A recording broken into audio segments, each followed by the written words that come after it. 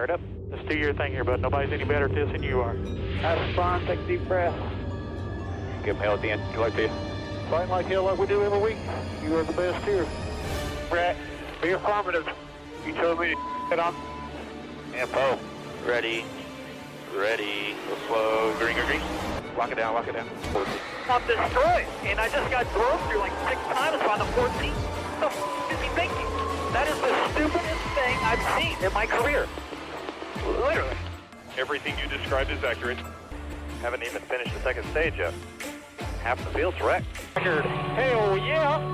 11 got it. Rowdy there, Matt. Good job, pal. Thanks, man. Good job all day. Great work, my man. Great work. Keep putting yourself in position. We'll win our share, right? We got one back today, brother. Good job. 10-4, great job, guys.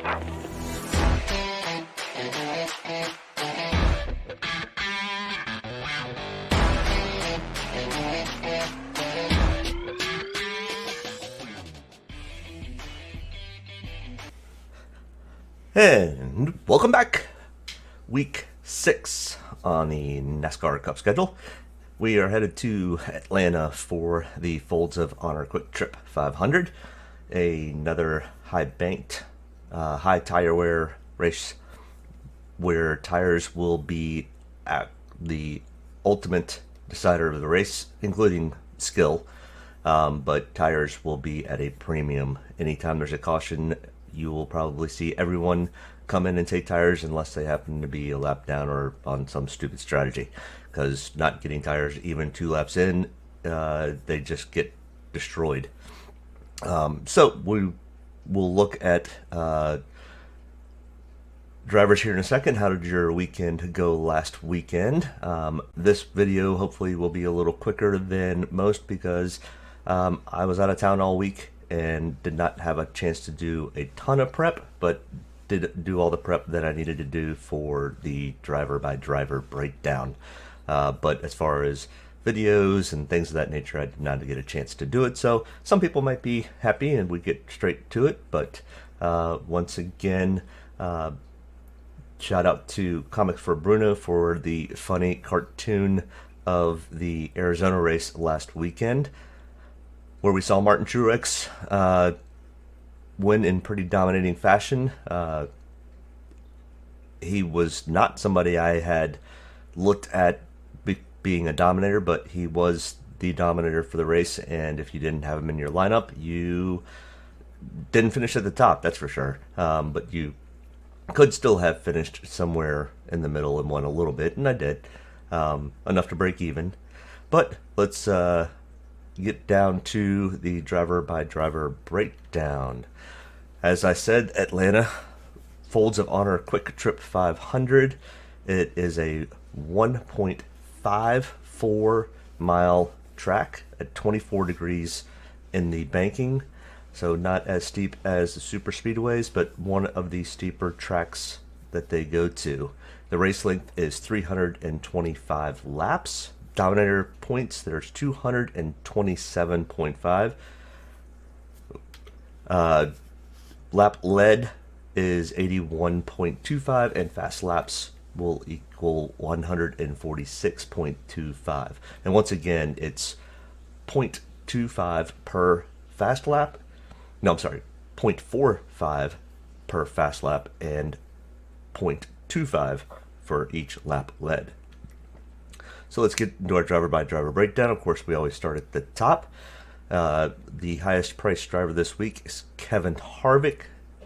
Some people call him Mr. Atlanta. He has won 2 of the last 5 races at Atlanta and has won 3 times total here. He's raced 30 different times here.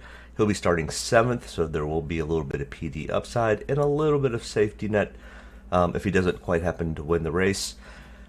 As you can see, his DraftKings average over the last 5 races is over 100, which is incredible. 106.8 is his DraftKings average, and his average finish is 4.2. And like I said, with 2 wins, and the last summer race at Atlanta, he did end up finishing first. Next in line will be Kyle Busch. As you can see, he has a power ranking of 10. I still have my questions about where Kyle's at. New crew chief, new crew, pretty much all new car. But Kyle did race on Friday. Now that's not, you can't put the two together and say, oh, he got practice this past week. No, yeah, he got practice, but it's almost the same amount of practice as going and racing iRacing. It's not your car, it's not the setup, it's not all that, but you do get familiar with the track. But he's raced there 22 times, so he struggles if they don't have practice. When they finally bring practice back, or the tracks that they go to and they are able to do practice, I think we'll see Kyle come back to the top. But he just struggles for the first half of the race, and sometimes he even gets himself a lap down or gets himself into trouble and has damage, and then his day's ruined. Now, he does have PD upside, starting 19th because he didn't finish well last week. But at 10,800, the second highest priced driver, I will have a sprinkling of Kyle, but I will not have him in a lot of lineups. In the last 5 races, of course, 0 wins, 2 top 5s, a 49.7 DraftKings average, 6.8 average finish. So he does finish well here, but last year's when they started to not have practice because of COVID restrictions. He did finish second. He does have 2 wins at Atlanta and 6 top 5s. Take him if you want. He could come out and get to the front and lead a whole bunch of laps if his car is set up absolutely perfect. That has not been the case so far this year, so until that turns, like I said, I'll have a sprinkling, but not much. Alright, next in line will be Kyle Larson, coming in at 10,400. Did miss the race at Atlanta last year because of his suspension. He does have a power ranking of 4, because when he does race well here, he does race very well. He does only have 1 top 5, but a 12.3 average finish and a 46.7 DraftKings average. He has raced 6 times at Atlanta and only that 1 top 5. Next in line, Brad Keselowski at 10,200, power ranking of 3. Like Kevin, he has 2 wins in the last 5 races here, 3 top 5s. As you can see, his DK average is a little bit lower than Kevin's at a 62.2 and a 4.4 average finish. He's raced 12 total times here at Atlanta, finished 9th last summer, and has 4 top 5s in those 12 starts. Alright, next in line is Denny Hamlin, our pole sitter, coming in at $10,000. Denny is power ranked number 5 and will be somebody that I will look at as one of our dominators of the race starting from the pole. He has a good chance of getting out front and leading probably at least the first 20, 30, 40 laps. Probably have some fast laps because of clean air. But it's also very risky to take the pole sitter because there is no place but to go down in place differential. So he is a risky play, but he also can be somebody that I will look at as a dominator. He has 21 total starts here at Atlanta, races fairly well, has 2 top 5s in the last 5 races, a 28.0 DraftKings average and a 14.8 average finish. He does have 1 win here and finished 5th last year and has 5 total top 5s out of his 21 starts. Next in our pricing is between 9,000 and 9,800. DraftKings did a pretty good job this week of pricing drivers. No real discrepancies, nobody really low, nobody really high, which will give some parity to the field. But Chase Elliott, 9,800, has 5 total starts here, has a power ranking of 8th, races fairly well here, does struggle a little bit with the tire wear and the setup, but has 1 top 5 and a 46.6 average DraftKings average with a 10.0 average finish. He finished 8th here last summer. Next in line, Martin Truex Jr., who won the Xfinity race yesterday. coming in at 9,600. Starting second, has 0 wins, 3 top fives, a 66.4 DraftKings average, and an average finish of 5th, which is third best out of this group, or of the starters. Last year he finished third. He doesn't have a win here at Atlanta yet, but does have 5 top fives out of his 22 starts.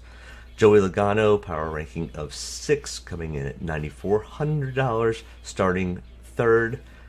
Has raced at Atlanta 14 total times, does not have a win here yet, and no top fives in the last 5 starts, with a 46.6 DraftKings average and an 11.4 average finish. He did finish 10th here last summer, and only has a total of 2 top fives. Ryan Blaney, coming in at a power ranking of 9th, starting at the 10th position for the race, $9,200, has 1 top 5 in the last 5 starts here, and only has 5 starts here. It's 37.4 DraftKings average, a 16.2 average finish, and finished 4th last summer. William Byron, 9,000, starting 10th, power ranking of 11th. Has no wins, no top 10s, has struggled at this track in the past, but had not performed very well prior either at high tire wear tracks, and ended up winning the Miami race. So this could be a potential turn of the corner, because he's only raced here a total of 3 times. As you can see, he has a very abysmal 17.6 DraftKings average, a 22.7 average finish.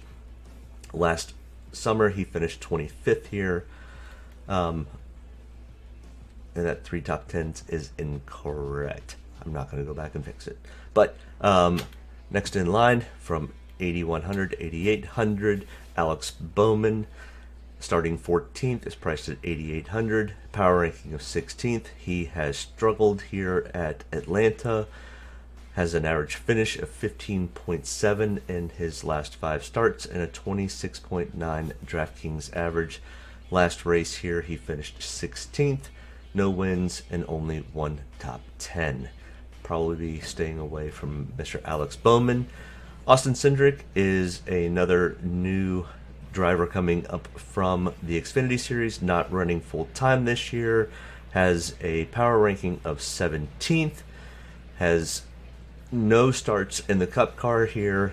He will be starting 39th, dead last, so a lot of point differential upside, or place differential upside this weekend for Austin Cindric. He did race yesterday in the Xfinity race, and finished in, I'm not even sure, but he finished in the top 15 or top 10 after a little bit of damage from an early wreck. But he does have 4 total Xfinity starts at Atlanta. Finished 13th yesterday. No wins, 2 top 10s. PD upside, he will be somebody that a lot of people have a lot of weight on. I will probably be taking him too, because there's little to no risk other than the fact he is slightly expensive for his experience level in the Cup car here, which is 0. Tyler Reddick, 8,400, who performed very well at high tire wear, high banked tracks like he did in Miami. He has a power ranking of 15th. If he figures out the track, and we do have long runs, he will be somebody who will run the top of the track. And as we saw in Miami, he came from the back to the front. He is starting 29th, so he does have pretty good place differential upside, PD upside. He does have a 35.5 DraftKings average and a 16th place average finish.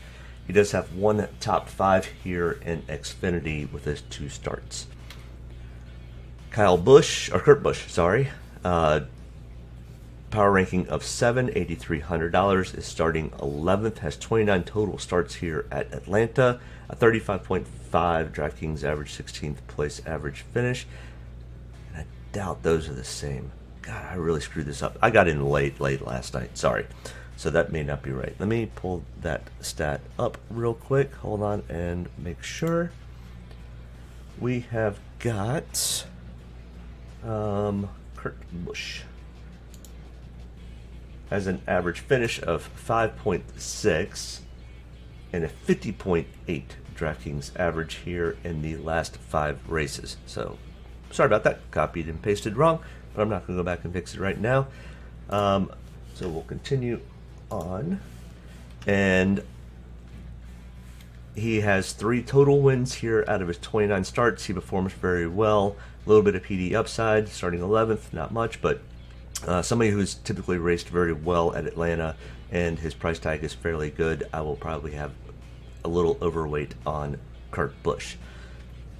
Next in line, Matty D. Matty Dindebedetto. Cannot say that name. I know a lot of people have no problem, but I just stumble right through it. $8,100, starting 20th. Power ranking of 27th. He has not performed well here at Atlanta in the past. Do not expect anything different this year. He has had a rough start to his 2021 season. His average DK is 9.0, 31 place average finish. Last summer he finished 25th here. I will be not taking much of Matty D this week. He'll probably prove me wrong, but so everybody else might want to put some money on him. But Eric Almirola, 8,000, starting 16th, 21st on the power ranking, has a 1 top 10 here in the last 5, 2 top 10s out of his 10 starts here, has a 30.0 DraftKings average and a 16th average finish, and finished 17th here in last summer. Christopher Bell doesn't have a ton of starts here, but does perform fairly well at high-banked, high tire wear tracks. Power ranking of 20th, just because of his starting position being 4th. He has a 34.5 DraftKings average and an 18th place average finish, and that was his only Cup start. He has 1 win here in the Xfinity Series and 2 top 5s. Starting that high up scares me a little bit with Christopher Bell, even though I think he will probably end up being a top 15 or top 10 finisher. Cole Custer at $7,600, $200 cheaper than Christopher Bell, but starting 27th would be somebody I would be more interested in, even though he does not typically race all that well here at Atlanta. But being his second trip, he'll learn more and more each time he comes here. 23.5 DraftKings average, 19th place average finish, and last race he finished 19th. 3 Xfinity starts here and 2 top 10s. Bubba Wallace, really do like that McDonald's look on the car. They did a really good job painting that thing, or wrapping it. He is priced at $7,400, starting 15th, power ranking of 25th. He actually started to show a little bit of life last week at Phoenix, but he does perform fairly well at shorter tracks. I don't know if that rebound will continue or if he will begin to struggle again on these 1.5-mile high bank tracks. He has not performed well here in the past at Atlanta with a 12.2 DraftKings average and a 26.7 average finish, and last summer he finished 21st. Austin Dillon, who has 8 total starts here. In the last 5, he has no top 10s, a 23.0 DraftKings average, and a 17.8 average finish. Last race, he finished 11th here. Power ranking of 17th. Getting down to some of our value plays. Ryan Newman, 7,100, starting 28th, decent PD upside. In the last 5 races here, he has performed okay, good enough for somebody that we could take for some PD upside. 2 top 15s, only a 12.6 DraftKings average, 21.6 average finish, and last year he finished 14th here with 2 total top 5s out of his 28. I do like his starting position though. Eric Jones at 7,000, another person I like his starting position, starting 22nd. Has a power ranking of 13, 1 top 10 in the last 5 starts. He's only raced here 4 times though. A 30.8 DraftKings average, a 15 place average finish, and last summer finished 28th. Chase Briscoe, somebody else here who has not started in a Cup car, is a rookie this year at 6,800, starting 26, decent PD upside, but without his experience of starting here in a Cup car, don't know how well he's going to do, and he's still struggling to find the chemistry on how to race that car. Once he figures it out, he's going to be somebody that will be somebody to be reckoned with.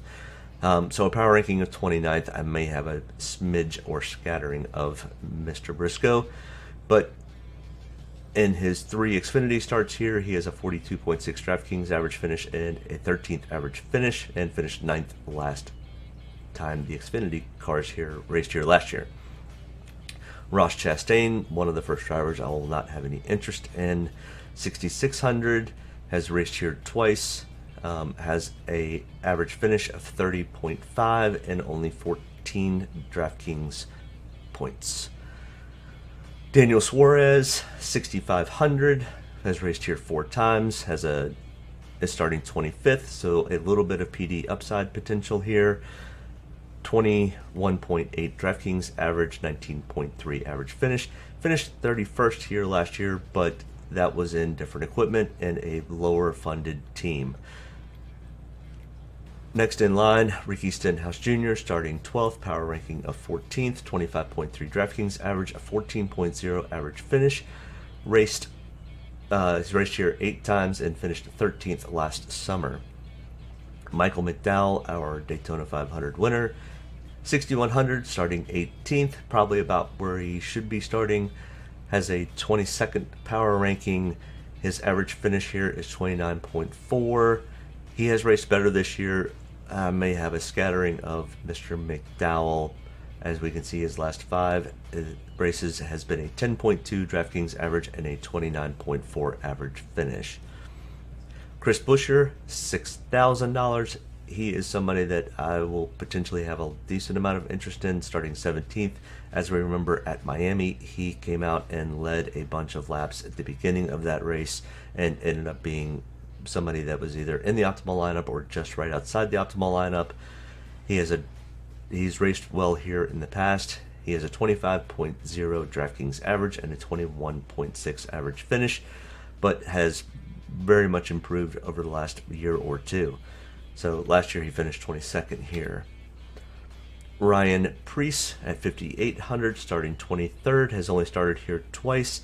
Has an 8.9 DraftKings average, a 30.5 average finish, but this year he has been performing well, giving him a power ranking of 26. He's just outside. You can take him because he's lower priced and gives you some salary relief, but don't expect a whole lot from Mr. Pierce.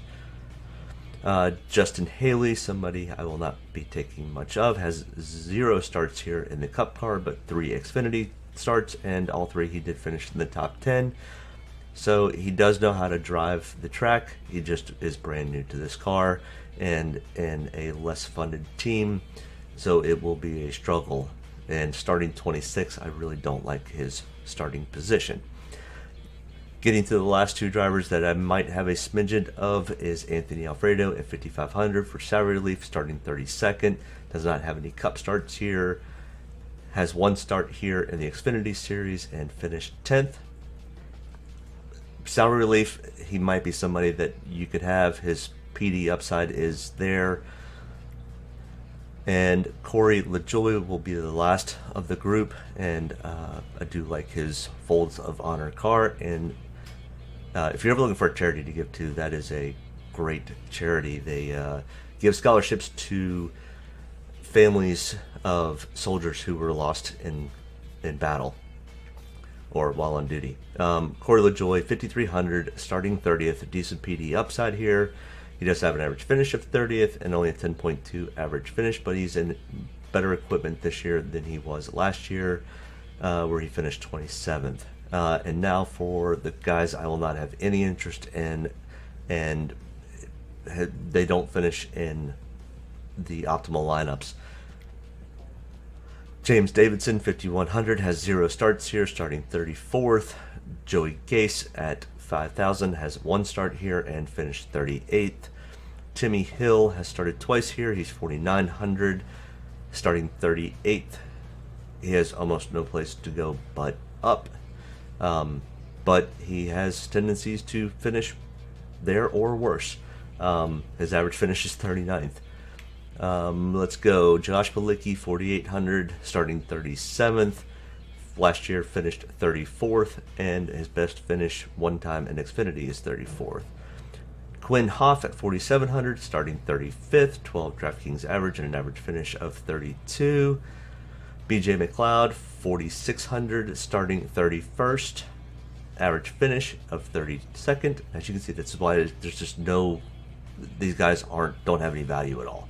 Even with price relief that it gives you, they don't, the most they're going to get you is 10, maybe 12 points, which doesn't even put you close to the 30, 35 points that you would need for these guys to have value.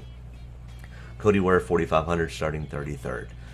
All right, so let's kind of look at our quick Dominator and place differentials. So our Dominators that I like, as you can see at the top, Denny Hamlin, Kevin Harvick, Kyle Larson, Martin Truex Jr. would be my top 4. My top 5 place differentials is Austin Cindric, Tyler Reddick, Ryan Newman, Cole Custer, and Anthony Alfredo. And then I'm going to fill in with these guys: Kurt Busch, Ricky Stenhouse, Austin Dillon, Christopher Bell. Our optimal lineups for last week, as you can see over here, Joey Logano was our Dominator, who actually won the race. No, I'm sorry, Martin Truex, but Joey Logano led the most laps with 143. He had good PD upside. Martin Truex had pretty good PD upside, and Denny Hamlin. So we actually had 3 that ended up being Dominators, and 3 who were place differentials or just finished well. It also ended up being with salary relief. So Justin Haley is somebody that I put on the outside, still put him in red. Once in a blue moon, these guys will finish, but Justin Haley's actually won a Cup race before, so he's not completely out of my lineups. Now let's do something real quick, because I didn't have a chance to do much of anything else. I'll build a lineup real fast with you. As I said, I always like to kind of build from the bottom up. Let's get this over here. So we've got, let's start with Austin Cindric at 8,600. I always put my place differential guys at the bottom, or my value guys at the bottom. Because he's 8,600, I'm going to take Anthony Alfredo as another place differential guy. Now I'm going to start with my 2 Dominators.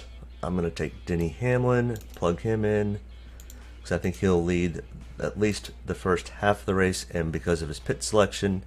And Kevin Harvick, who has finished very well here in the past. Let's move him as another Dominator. So we now have almost 15,000 or 7,500 per driver. So as we kind of come down and break down over here, let's put Ricky Stenhouse Jr. and where's Ricky?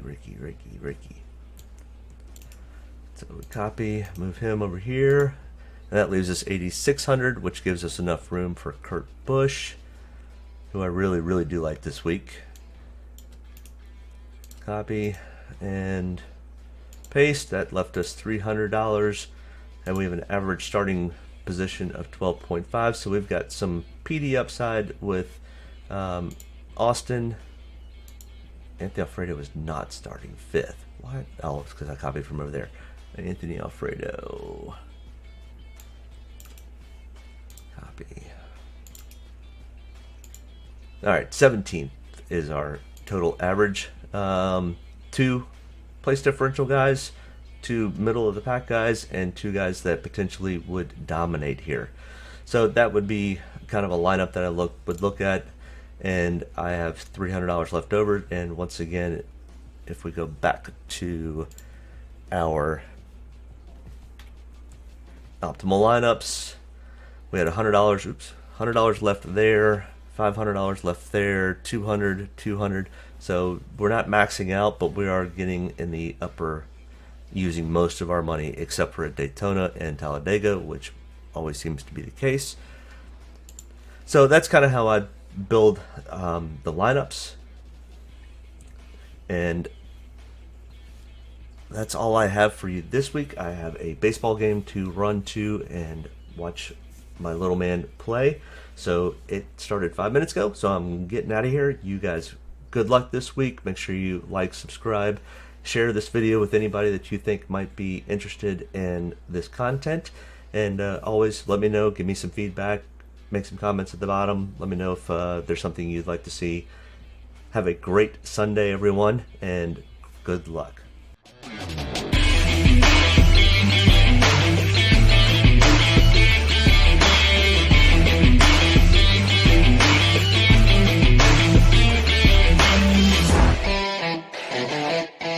Get a good deep breath. Get ready to roll here. Only about one thing tonight, getting the W's, so gotta be around at the end to do that. Get ready to roll tonight, boys. Let's go have some fun. Don't get me any more fired up than I already am.